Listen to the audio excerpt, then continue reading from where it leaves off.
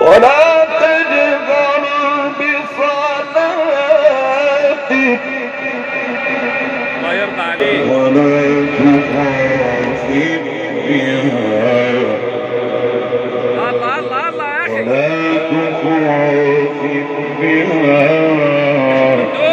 وابتغ بين ذلك سبيلا الله الله قل ادعوا الله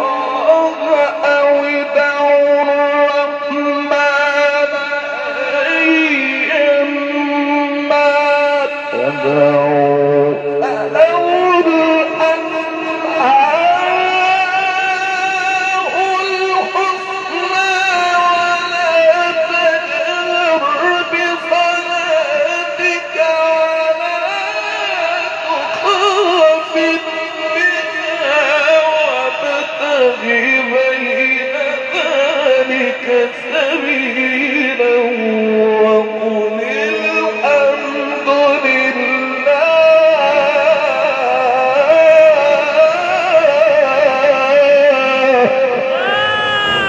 الحمد لله الذي لم يتخذ